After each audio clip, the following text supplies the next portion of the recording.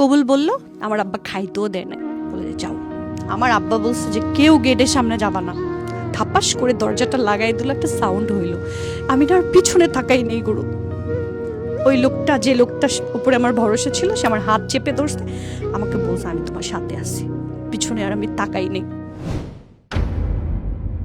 আমার জীবনে এর আগে কখনো কোনো ছেলের সাথে কথা হয়নি। আম্মার ফোন ছিল, তো আম্মার ফোনে হচ্ছে একটা নাম্বার থেকে ফোন আসতো। এই জীবনের প্রথম ওই লোকটার সাথে আমি কথা বলতাম আর কি। কথা বলতে বলতে একটা ভালো লাগা শুরু হয়েছে। তারপরে সে বলল যে আমার সাথে দেখা করবে। দেখা করার কথা বলে সে হচ্ছে হুট করেই আমাকে না বলে অক্টোবরের 12 তারিখে সে চলে যায়। তো পরে আমি যখন প্রথম দিন চলে গেছি, যাওয়ার পরে তো তার সাথে আমি 2-3 ঘন্টা রিক্সায় ঘুরছি শুধু। আমার মনে হয় না যে আমার সাথে তার 6 বার দেখা, কখনো সে আমার হাতটা ধরছে। সো এই জিনিসগুলো না আমার ভালো লেগেছিল। তারপরে তোমার আম্মা আমাকে জিজ্ঞেস করছে, তুমি কোনো ছেলের সাথে ঘুরতে গিয়েছিলে?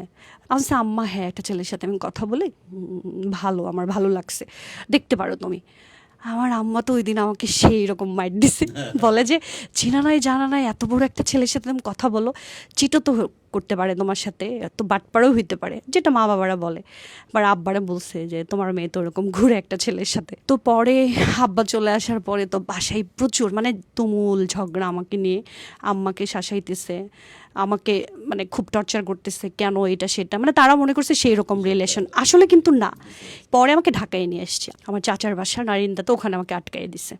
2.5 মাস আমার সাথে কোনো ধরনের কারো যোগাযোগ নেই। এর মধ্যে আমার চাচার বাসায় থেকে আমাকে পাত্র দেখানো শুরু করে দিল। এখন আমার কথা হচ্ছে, তোমরা যেহেতু আমাকে বিয়ে দিয়ে দিবা, তাহলে ওই ছেলের সাথে কেন না, তোমরা ওই ছেলেকে কেন দেখতেছো না? আমার আব্বার কথা হচ্ছে যে আমার দেখার প্রয়োজন নাই, আমার পছন্দের ছেলে ঠিক করে আছে, ওর সাথে তোমার বিয়ে হবে। এক পর্যায়ে তার নাম্বারে আমি আমার আব্বার নাম্বার থেকে একটা মেসেজ করছিলাম যে আমাকে মান্ডা নিয়ে আসছে। শুধু ওইটুকুই বলছিলাম। বিশ্বাস করেন স্যার, আদৌ এই প্রশ্নের উত্তর আমি মিলাইতে পারি না। আমি তাকে সকালে বলছি 2টার সময়, সে আমার বাসার সামনে। ওই সময় অ্যান্ড্রয়েড ফোনও ছিল না, একটা বাটন ফোন ছিল। সে যে ট্র্যাকিং করবে এখনের যে আধুনিকতা, সেটাও তো ছিল না। সে একদম আমার বাসার সামনে। তারপর আমি তাড়াহুড়া করে আব্বার মোবাইল থেকে আবার ফোন দিছি। তা বলছে, তুমি কি জানো আমার বাসা এখানে? বলে কি না, তোমার বাসা এখানে আমি কীভাবে জানবো? মান্ডা বলছে, আমি মান্ডা এসে এখানেই দাঁড়াইছি। তাহলে আমি জানালা খুলছি, দেখে যে সত্যিই আমার বাসা। তাহলে ওইটা আমার ভাই দেখে ফেলছে, যে আমি তাকে মেসেজ দিছি যে তুমি এখান থেকে চলে যাও। তাহলে সে আমাকে দেখে চলে গেছে। ওই মুহূর্তেই আমার আব্বা আম্মা, মানে আমার ভাই আমার আব্বা আম্মাকে ডাকছে। ওই দিন আমাকে মারছিল প্রচুর। তখন আমার আব্বা আম্মা বুঝছে যে আমি সিরিয়াস হয়ে গেছি বেশি। ভাই কান্না করে করে বলতেছিল যে তোরে আমরা কোন ভালোবাসার অভাব দিছি, যে তুই একটা না জানা মানে একটা মানুষ, চিনোস না জানোস না, এত ভালোবেসে ফেলছস। আমার আব্বা আমাকে 3 দিন ঘরের ভিতরে বন্দি করে রাখছে। আমার দাদু আমাকে শুধু পানি দিত, লুকায়া খাবার দিত। ওই ছেলের নাম যেন আমি ভুলে যাই, আমি কোনোভাবেই করি নাই। আমাকে অনেক দিন অনেক বিশ্রী বিশ্রী কথা বলা হয়েছে, আমি তারপরেও তাকে ভুলি নাই। সে জানে আমি প্রচুর মার খাইছি, তার জন্য আমি এত মার খাইছি জীবনে। আমার ভাইয়ের হাতে, আম্মার হাতে। আমার আব্বা কখনোই আমাকে মারে নাই, আমাকে প্রচুর মারতো, আমার চুল টেনে টেনে মারতো। ওই সময়ের দিনগুলো ছিল স্যার বলার মতো না। আমি মায়ের খেতে খেতে এমন হয়ে গেছিলাম, তখন মনে হইতো যে আমার ফ্যামিলি তো ডেফিনেটলি ভুল করছে, তাদের তো জানা উচিত ছিল যে আমার আসলে ছেলেটার সাথে কি সম্পর্ক। সেটা না করে আমাকে আসলে এত বেশি মারছে। তখন আমার কাছে মনে হইতো যে ওই লোকটাই আমার আপন, ওই লোকটাই আমার সবচেয়ে কাছের কেউ। তখন আমি তাকে জানানোর প্রয়োজন মনে করছি। আমি বলছি যে তুমি আসো, এসে আমাকে নিয়ে যাও। পরে যখন সে আসলো, সে অবশ্য অনেক কনভিন্স করার ট্রাই করছে, আমার ফ্যামিলিকে পারে নাই। আমার আব্বা ওদের বাড়িতে গিয়েছিল, যখন দেখে আসছে আমার আব্বা বলছে, তোমাকে আমি 2টা কথা বলবো, যদি বুঝো ভালো, না বুঝলে তোমার ব্যাপার। যে তুমি ছোটবেলা থেকে যে জায়গায় টয়লেট করে বড় হইছো, সেই জায়গাটাই ওদের নাই। আমি ভাবছি আমার আব্বা মনে হয় আসলে বেশি বেশি বলতেছে আমাকে সরে যাওয়ার জন্য। সেকেন্ড বলছিল যে তুমি যাদের কাছে যাবা, একটা মানুষ কেন্দ্রিক কিন্তু তোমার জীবন না, তোমার সবার সাথে থাকতে হবে। তা আমার আব্বা বলছে, তুমি যত পরিষ্কার, এত সুন্দর, তুমি ওখানে গেলে একটা কুৎসিত মানুষের মাধ্যমে যাবা, আর যেখানে যাবা, যেখানে তোমাকে নিবে, সেটাও কুৎসিত।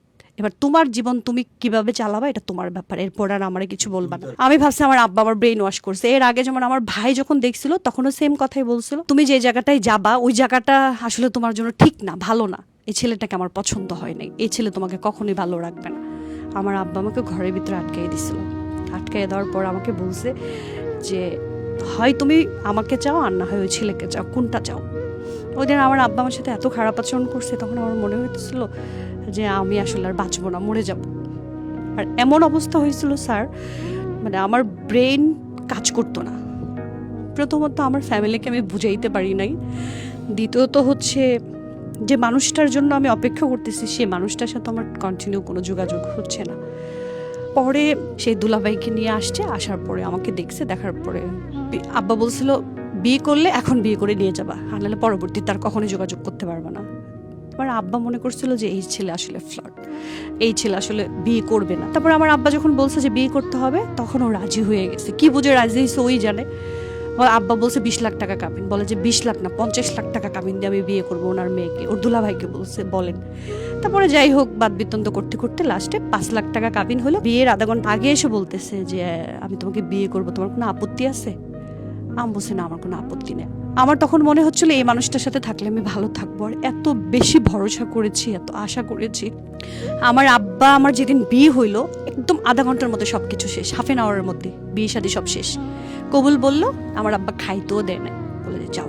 যেদিন আমি বাসা থেকে বের হই, বাসা থেকে বের হওয়ার সময় আমার আব্বা বলছে যে কেউ গেটের সামনে যাবা না, আমাকে বের করে দিল।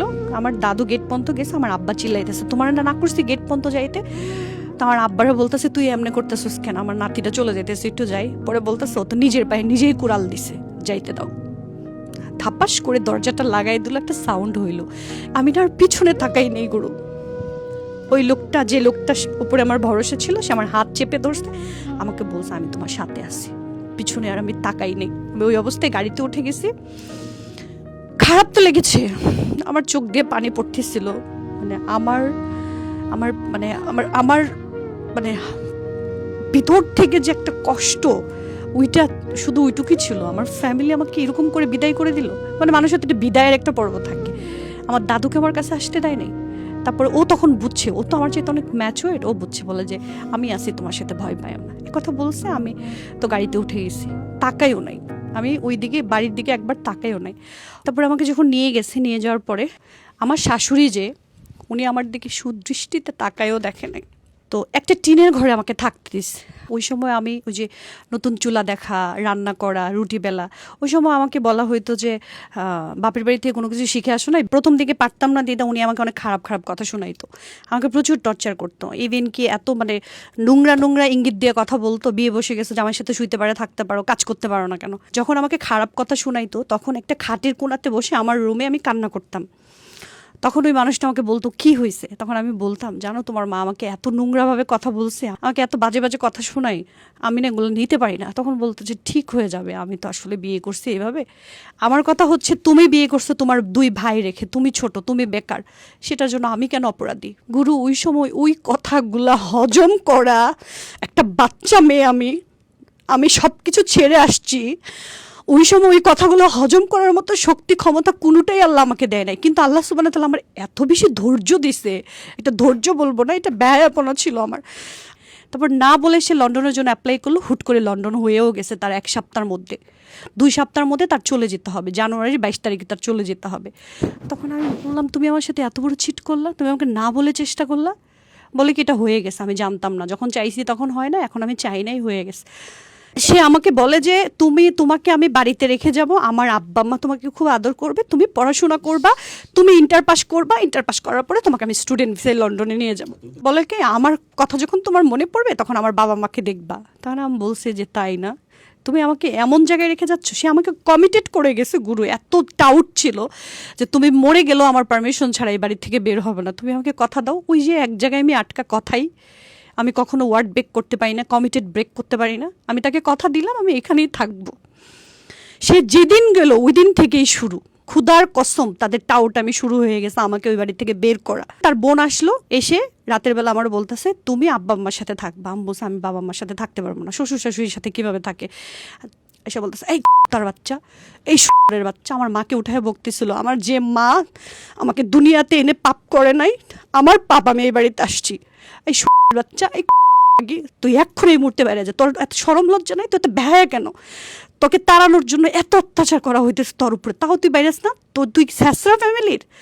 পরে আমি বলছি আমি যে মানুষটার জন্য আসছি ওই মানুষটা না বলে তো আমি বের হব না, আপনি কে আমাকে বের করার? গুরু আমার চুল তো অনেক বড় ছিল, চুলের মুঠি ধরে আমার হাত এভাবে টেনে ধরে আমাকে টিনের ঘর থেকে শেষরাইতে গেটের বাইরে বের করে দিছে। ইভেন কি ওর বোন, ওর মা, ওর বাবা সবাই আমাকে ধাক্কায় বের করে দিছে। তারপরে ওখান থেকে আমি হাঁটতে হাঁটতে হাসপাতালে গিয়ে ওখানে একটা আঙ্কেল ছিল, ওই আঙ্কেল আমাকে মেয়ে বলতো। ওকে বললাম যে আমি তো আসলে টাকা পয়সা নাই, ফোন নাই, আমি কি করব। তখন ওরা আমাকে ভর্তি করলো, বলে কি বলো তুমি, তোমার টাকা পয়সা লাগবে? তখন বললো যে ডাক্তারকে বললো আমার মেয়ে। তখন আমাকে ইঞ্জেকশন দিল, স্যালাইন দিল, লো প্রেশার তো খেতে দিল।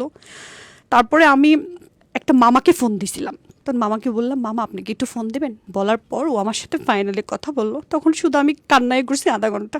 ও বললো যে তুমি বাড়িতে যাও, আমি তোমার ভাইকে কালকে পাঠাবো, পাঠায় তোমাকে নিয়ে যাব, আমার উপরে একটু বিশ্বাস করো। তোমার মামা আমার হাতে ধরে রাখছে, আমাকে ছাড়েনি। তোমার মামা আমাকে রিক্সায় উঠায় বুঝায় সুজায় আমাকে বাড়িতে নিয়ে আসছে। ঠিক তার 5 মিনিটের মধ্যে আমার হাজব্যান্ড ফোন দিস, বলতেছে আব্বা কোথায়। ওই যে আমার সাথে গুরু যোগাযোগ হয়েছে ওর, এটা তোর বাবা মা জানে না। বলে কি ও তো নাই, ও তো গতকালকে বাড়ির থেকে চলে গেছে, কি জানি কোন ছেলের সাথে ভাইগে গেছে, তোমার কোন বন্ধুর সাথে সারা রাত কাটায়া তারপরে আসছে। দেখেন কত বড় নোংরা হইলে মানুষ এগুলা বলতে পারে। বলে কি ও যে গেছে তার প্রমাণ কি, ও নাকি জিজ্ঞেস করছে। বলে যে তুমি আমার কথা বিশ্বাস করো না, তুমি আমার সন্তান, আমি কি তোমার, আমি বাবা হয়ে কি মিথ্যা কথা বলবো? তোমার বউ তো সারা রাত তোমার এক বন্ধুর সাথে তাইকে আসছে। নাউজুবিল্লাহ, আমি সারা রাত বন্ধুর সাথে কোথায় থাকলাম, তারা আমাকে বের করে দিছে, আমি হাসপাতালে ছিলাম। তারপরে ও নাকি বলছে যে আপনারা যে আমার বাবা মা বলতে ঘৃণা হয়, আপনারা এরকম নিকৃষ্ট। তখন ও আমার সাথে বলছে তুমি আমাকে 6টা মাস সময় দাও, আমি 6 মাসের মধ্যে চলে আসবো। আমার ভাই পরের দিন বাবার বাড়িতে নিয়ে চলে গেছে আমাকে। তখন আমার আব্বা মা বলছে ছেড়ে দাও ছেড়ে দাও। আমি তখন গুরু, পৃথিবীতে মনে হয় হাজবেন্ডের জন্য কেউ বাবা বাড়ি থেকে পালায় না। ও যেদিন লন্ডন থেকে আসছে ওই দিন আমি আবার পলাইছি। আমার আব্বা আটকায় রাখছে। ওই দিন আমার আব্বা আমার গায়ে হাত দিছে পর্যন্ত, আমার বলছে যে তুই ভুল করিস না, তুই পাগল হয়ে গেছিস। আমি আমার আম্মার বলছি আম্মা আমার বিয়ে দিলে কি হবে, আরেকটা বেটার সাথেই তো যাবো আম্মা, একটা লোকরে নিয়ে আমি থাকি ছোটবেলার থেকে, তো ও ছাড়া আমার ব্রেনে কিছু নাই, আমার চাইলে অন্য কোনো ছেলের সাথে যেতে পারবো না আম্মা। আমার আম্মা আমাকে রেসপেক্ট করে লাগেজ টাকেজ গুছায় আমার বড় ভাইরে ফোন দিয়েছে। আমার বড় ভাই করে আমার ভাসুরের বাসায় নিয়ে গেছে। সকালবেলা তাকে নিতে গেছি, পরের দিন আমি মানে এয়ারপোর্ট থেকে কাঁদতে কাঁদতে বাসা পর্যন্ত আসছি। তখন আমাকে রুমে ঢুকাইলো ও, আর আমি রুমে ঢুকলাম। ঢুকানোর পর আমাকে গলা ঝরাইয়া ধরছে, ধরার পর বলতেছে এখন তো আমি চলে আসছি, এখন তো তোমার কান্না করার কিছু নাই, আমি তো সব ছেড়ে তোমার জন্য চলে আসছি। তখন আমি একটা কথা বলছিলাম, তুমি তোমার ফ্যামিলির কথায় আবার গলে যাবা না তো, আবার আমার সাথে ভুল করবা না তো? বলছে না। আমরা অনেকক্ষণ একসাথে ছিলাম। আসরের পর পরে ওর বাবা আর ওর মা চলে আসছে। আমি বললাম তোমার বাবা মা কি নাটক করতে আসছে? বলে যে আমারে নিতে আসছে। আমি জীবনও যাব না। এরপরে তো আমাকে বাড়িতে নিয়ে গেছে, বাড়িতে নিয়ে যাওয়ার পর একদিন পরে আমাকে বের করে দিছে। তখন আমি ওকে বললাম যে এইসব নাটক বন্ধ করো, যতবার বাড়িতে নিবা ততবার আমাকে বের করে দিচ্ছে। ফাইনালি বলল যে আপনারা কি চান? বললো যে এই মুহূর্তে এখন ওকে তুমি 3 তালাক দিয়ে দিবা, ওকে নিয়ে কোনোভাবেই তুমি সংসার করতে পারবে না, তোমাকে আমি সম্পত্তি থেকে বঞ্চিত করব। তখন ও বলছে যে না, আপনি আমার যেটা থেকে বঞ্চিত করেন ওর কি অপরাধ, ওকে আমি কেন ছাড়বো? তখন ও আমাকে না ঢাকায় চলে আসলো। তখন সে বেকার, তার বাবা মা কোনো টাকা পয়সা দেয় নাই, কিছু করে নাই। তখন গুরু আমি একটা কোম্পানিতে সেলসের জব নিলাম, চাকরির টাকা দিয়ে বাসা ভাড়া, খাওয়া খরচ, ওকে চাকরিতে অ্যাপ্লাই করার বিভিন্ন খরচ দিতাম। ও 2.5 বছর চাকরি পায় নাই। ঢাকায় চলে আসার পর যে মানুষ আমাকে বিশ্বাস করে ঢাকায় চলে আসছে গুরু, সেই মানুষ কারণে অকারণে আমার গায়ে হাত তুলতো। ও আমাকে এত টর্চার করতো। ও বাড়িতে চলে যেত না বলে বলে আমাকে, যেদিন বাড়িতে যাইতো 3 দিন পর আসতো, আইসা উইদাউট রিজনে আমাকে মারতো। আমি শুধু এটা জানতে চাইতাম যে তুমি আমার গায়ে হাত তুলো কেন, আমার গায়ে হাত তুলো। আমি আসলে ওই একটা কথাই বারবার বলতাম, আমার কি অপরাধ ছিল, তোমার বাবা মা ভাই বোন কেন আমার সাথে এরকম করছে, তুমি কেন এরকম করছো? আমি জানি না ওইটা আমার অপরাধ ছিল কিনা, আমি যতবার বলতাম ততবার আমাকে মারতো। রাইট নাও এখনো চলে সেটা। 15 বছর এক ছাদের নিচে আসছি। আমার একটা মেয়ে আছে 9 বছরের। আমি তাকে ভালোবাসি না, আমি তাকে প্রচণ্ড ঘৃণা করি। এই কারণে ঘৃণা করি, সে ভালো হাজবেন্ড হইতে পারে নাই, সে আমার সেফটি সিকিউরিটি দিতে পারে নাই, ফাইন, কিন্তু তার ভালো বাবা হওয়া দরকার ছিল, সে সেটাও হতে পারে নাই। তো প্রচণ্ড বাবা মা ভক্ত, তার বাবা মার জন্য সে জান দিয়ে দিবে। তা আমি বলছি বাবা মাকে জান দিয়ে ভালোবেসে, এখানে আমার কোনো কমপ্লেন নাই, তুমি বেহেস্তে চলে যাও, বাট আমার সাথে যা করছো সেটার পরে তুমি বেহেস্ত পাবা তো?